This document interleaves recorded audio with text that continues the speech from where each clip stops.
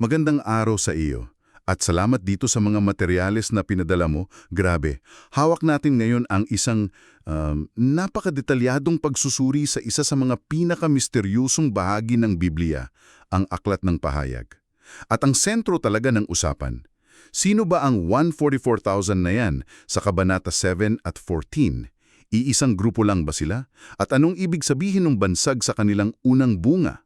Mula sa mga tala mo, ang misyon natin ay himayin niya yung mga simbolo, yung mga koneksyon. Okay, simulan na natin to. Magandang simula yan. At mahalagang tandaan agad na itong analysis na hawak natin ay nag-aalok ng isang partikular na interpretasyon. Ang pangunahing argumento nito ay oo, iisang grupo lang ang 144,000. Pero, ang mas malaking punto talaga na gustong patunayan dito ay yung pagkontra sa isang masyadong literal na pagbasa. Kasi ang tanong ay hindi lang kung sino sila, kundi ano ang sinisimbolo nila sa kabuuang theological na drama na inilalatag sa pahayag. Sige, unahin natin yung pinaka-basic na tanong, yung pagkakakilanlan nila. Kasi sinasabi sa Pahayag 7 na sila'y tinatakan mula sa bawat lipi ng mga anak ni Israel. Di ba? Tama. So sa unang basa, iisipin mo agad, para to sa mga Hudyo, literal. Pero yung mga papeles mo parang ibang direksyon ang tinatahak. Oo. At dyan na pumapasok yung sinasabi kong hindi literal na pagbasa. Ang iginigiit kasi sa argumentong ito ay hindi lahi ang pinag-uusapan, kundi yung tinatawag na Espiritual na Israel. spiritual na Israel, tama. Ang ideya ay ginamit yung literal at historical na Israel bilang isang uri ng modelo o pattern. Parang isang foreshadowing. Oo, para maunawaan natin ang isang mas malaki at mas malawak na konsepto sa ilalim ng bagong tipan. At para suportahan yan, may mga specific na analohiya na ginamit sa mga tala mo.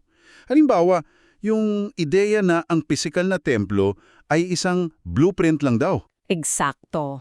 Kinailangan yon para maintindihan ng mga tao yung konsepto ng isang sagradong lugar, pero ang katuparan pala nito ay ang ating mga katawan bilang templo. Ganyang-ganyang ang lohika. At may tatlo pang malinaw na paghahambing dyan. Ang una ay yung kwento nila Leah at Rachel, mga asawa ni Jacob. Napilitan si Jacob na pakasalan muna si Leah na ayon sa interpretasyong ito ay sumisimbolo sa literal na Israel. Pero ang tunay niyang mahal ay si Rachel na kumakatawan sa espiritual na Israel, ang simbahan, ang tunay na nobya. Teka, naiintindihan ko yung sa blueprint, pero yung kina Leah at Rachel, hindi ba medyo pilit pakinggan yung connection?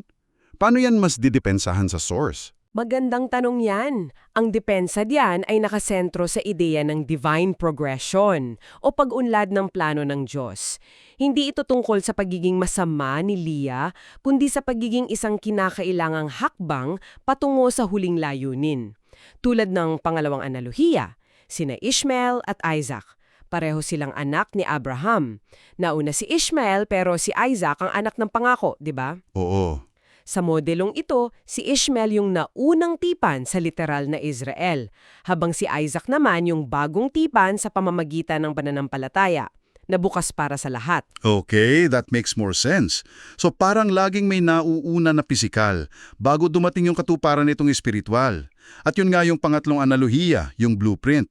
Ang literal na Israel ang plano, pero ang tunay na gusali ay yung espiritual na Israel na binubuo ng mga mananampalataya mula sa lahat ng bansa. Yun mismo ang punto. Sa ilalim ng bagong tipan, ang pagiging tunay na Israelita ay hindi na raw nakabase sa dugo, kundi sa pananampalataya sa pagiging muling isinilang. Kaya naman, ayon sa interpretasyong ito, ang 144,000 ay hindi isang eksklusibong grupo ng mga Hudyo, kundi isang simbolikong bilang na kumakatawan sa mga taong tinubos mula sa lahat ng sulok ng mundo. Sige, malinaw yan.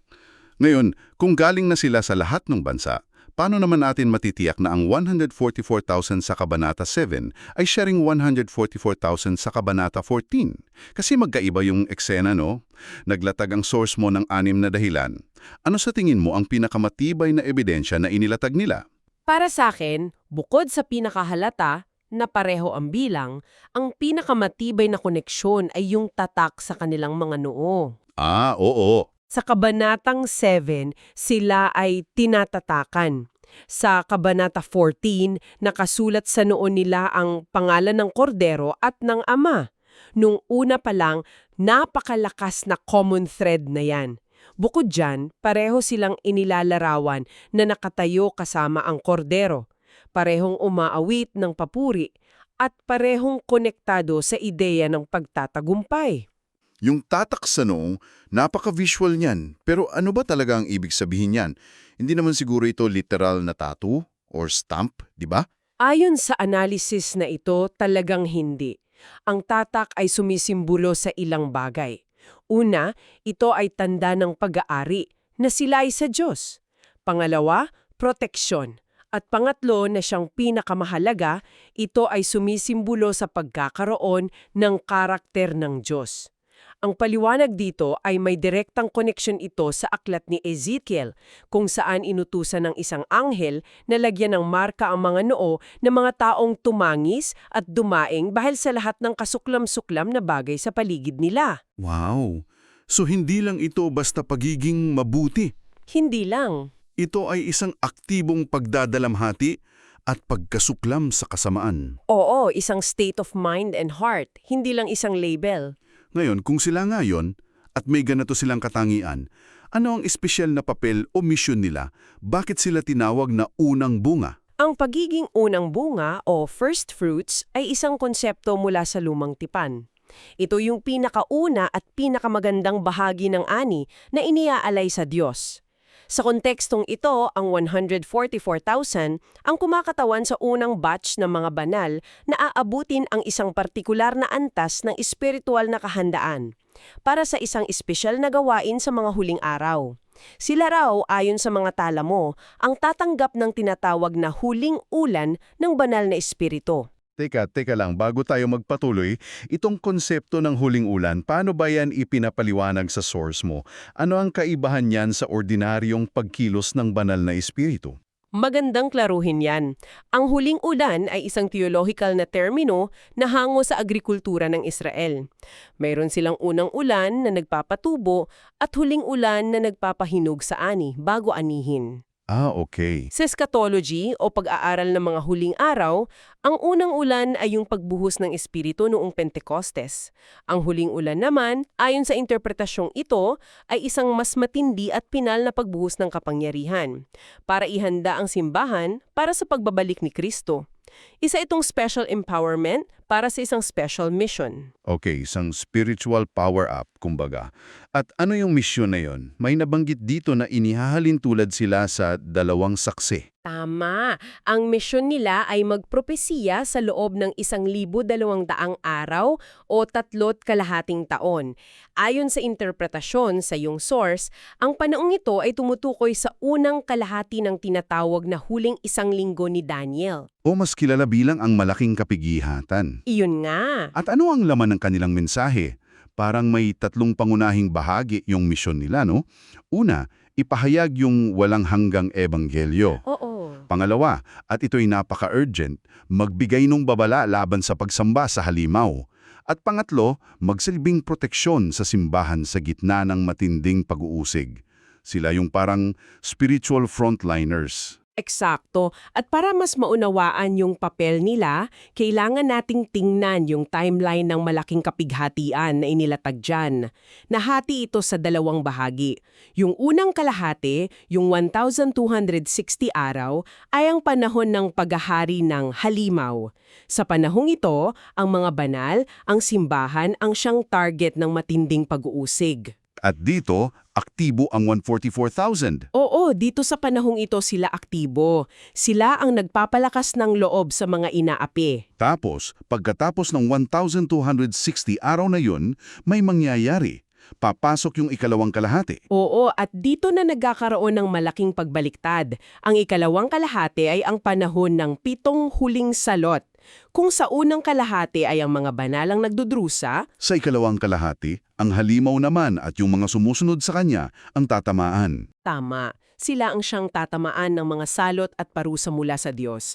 At ang mahalagang punto ay ito, ang mga banal, kasama ang 144,000, ay dadaan sa pag-uusig ng unang kalahati. Pero ililigtas sila mula sa mga salot ng ikalawang kalahati. Ah? Iyon daw ang ibig sabihin ng pangako na ang kanilang mga araw ng kapigatian ay paiikliin? Eksakto, hindi ito aalisin pero lilimitahan. Kung gaano ka-espesyal ang papel ng 144,000, nakakagulat isipin na ayon sa mga tala mo, parte lang pala sila ng isang mas malaki pang grupo. May binabangkit ditong hindi mabilang na mga martir na kasama nila. Sino naman sila? Sila yung great multitude sa Kabanata 7, yung napakaraming tao mula sa bawat bansa, lipi at wika. Ayon sa analysis na ito, ang grupong ito ay binubuo ng lahat ng mga tapat na mananampalataya na naging martir para sa kanilang pananampalataya sa buong kasaysayan ng mundo. Lahat sila ay nagtagumpay laban sa halimaw sa iba't ibang anyo nito sa bawat panahon. At lahat sila, kasama ang 144,000, ay lalahok sa isang napaka-espesyal na kaganapan. Yung unang pagkabuhay na mag-uli. Oo, yun nga. Ito yung eksena sa Kabanata 15 kung saan sila nakatayo sa tabi ng dagat na kristal at umaawit. Napakaganda ng imahe, pero ano ang sinisimbolo nito? Yung puting damit nila, ayon sa tala mo, ay sumisimbolo sa kanilang nabagong katawan. Tama. At dito na tayo papasok sa pinakamalalim na tanong. Bakit? Bakit kailangan ng ganitong proseso? Bakit kailangan ng mga martyr? Bakit mayroong unang pagkakabuhay bago pa ang pangkalahatang pagkakabuhay? Ang sagot ayon sa iyong source ay hindi lang para sa kaligtasan ng tao. Ito ay isang cosmic na pagpapatupad. Cosmic na pagpapatupad. Ang lalim niyan. Paki-unpack yan para sa atin. Ang ugat nito ay ang akusasyon ni Satanas laban sa Diyos na nagsimula pa sa langit. Ang paratang niya, hindi imposible para sa mga nilikha na sundin ang mga utos ng Diyos. Masyadong mahigpit, masyadong hindi makatarungan, yun yung kaso na inihain niya sa buong sansinukop, no? Wow. At pinapanood ng mga anghel at iba pang nilalang kung ano ang magiging hatol. Wow. So, ang buong sakripisyo ng mga martir, ayon sa binabasa natin, ay hindi lang pala para sa sarili nilang kaligtasan, kundi para patunayan ang karakter ng Diyos sa buong universe. Oo. Ang bigat ng konseptong yan, that changes how you see the entire book. Sila ang nagsisilbing Exhibit A sa isang universal court case. Ganun na nga. Sa pamamagitan ng kanilang pagsasakripisyo hanggang kamatayan, pinatutunayan nila na posible palang sundin ang mga utos ng Diyos. Hindi dahil sa sarili nilang lakas, kundi dahil sa pag-ibig at kapangyarihan ng galing sa Kanya. Pinapabulaanan nila ang kasinungalingan ni Satanas. At ang kanilang katapatan ay nagpapatunay sa pag-ibig at katarungan ng Diyos. At ang unang pagkabuhay na mag-uli ang nagsisilbing yung final verdict.